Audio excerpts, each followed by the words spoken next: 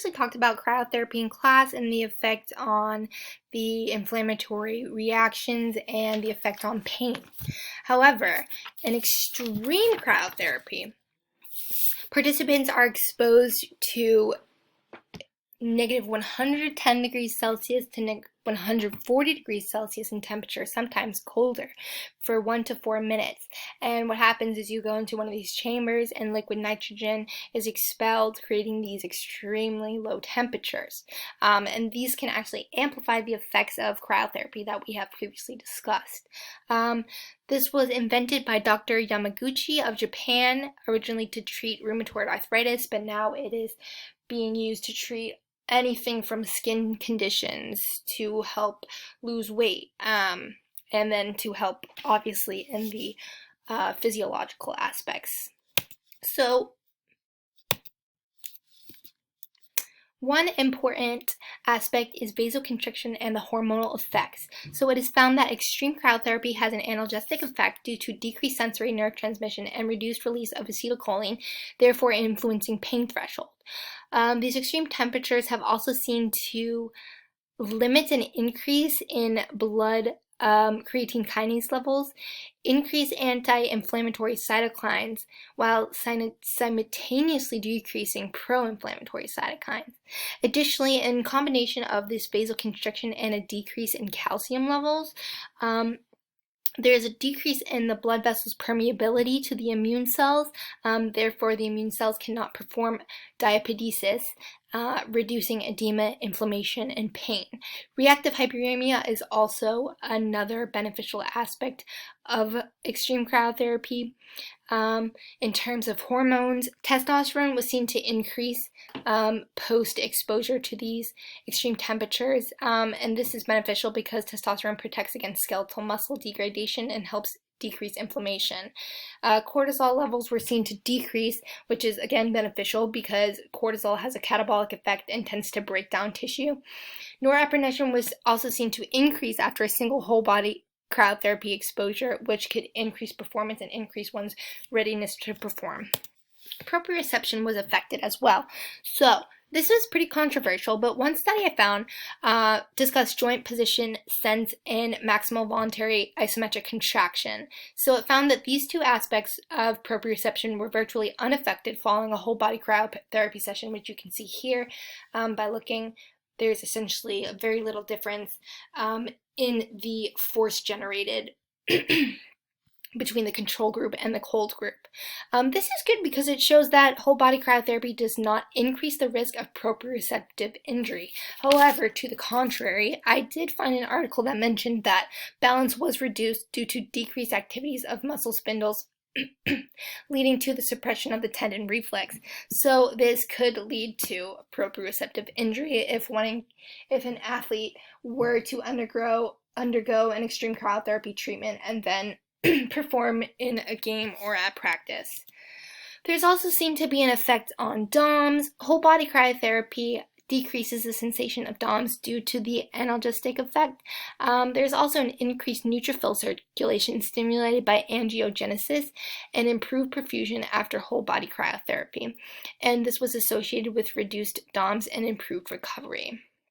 Another article I found was a bit contradictory, and when comparing whole body cryotherapy versus cold water immersion, it actually showed that cold water immersion therapy was more effective in lowering soreness 24, 48, and 96 hours post-exercise. So in regards to muscular recovery, a decrease in the inflammatory response helps speed up and improve recovery, and this decreased recovery time is due to the vasoconstrictive effects that are seen after being exposed to this extreme cold. However, one study did prove that whole body cryotherapy had a more damaging effect on muscle recovery as compared to cold water immersion therapy. In contrast, whole body cryotherapy did increase hemolysis, which increased erythropoietin and supported the recovery of red blood cells, which could enhance muscular recovery.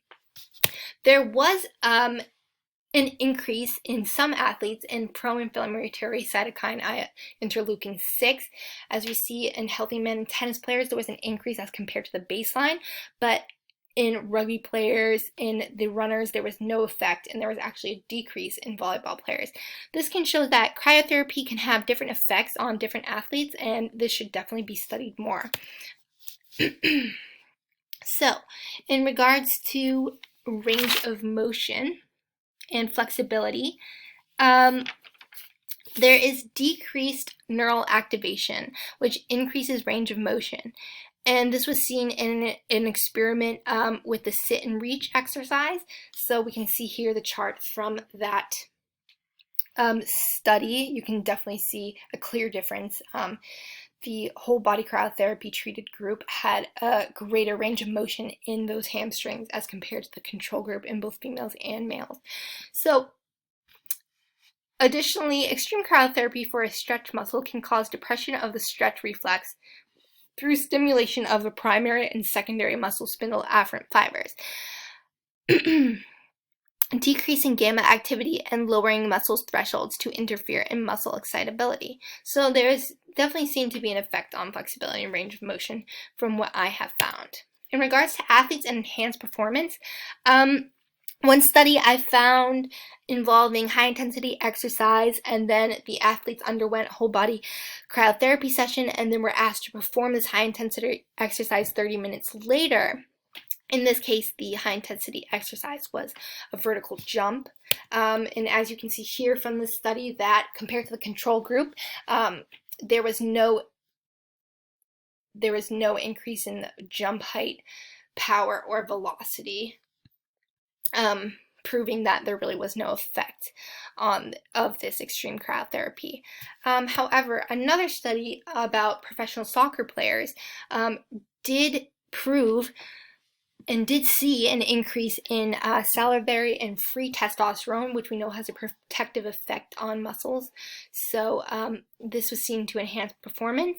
And also, there was also a decrease in cortisol and an increase in norepinephrine, which again could also enhance performance and get these athletes ready to perform.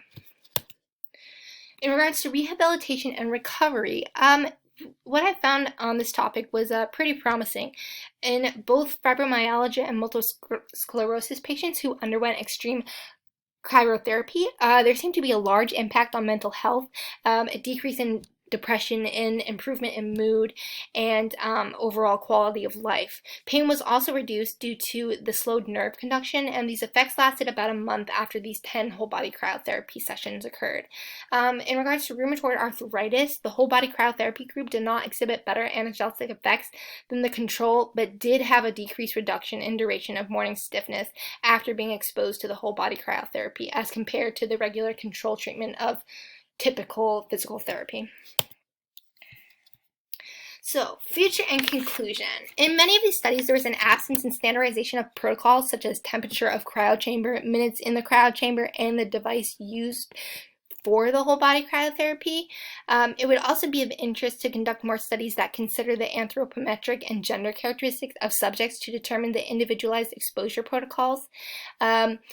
Also, studies should take in the amount of adipose tissue over the affected cooling area into account, because this can significantly affect the rate of intramuscular cooling. This is a pretty important aspect. Many studies did not directly compare ice pack usage, cold water immersion, or ice baths and whole body cryotherapy, but rather just whole body cryotherapy to a control group receiving no kind of cryotherapy. So therefore, we don't really know if whole body cryotherapy is that much more effective than using these typical, much cheaper uses of cryotherapy. Although whole body cryotherapy is potentially beneficial in the short term, it is actually unknown if suppressing the acute inflammatory process may negatively affect the muscle's ability to adapt to exercise in the future. Therefore, more longitudinal studies or long-term studies should be done to observe these effects. And that is my presentation on cryotherapy.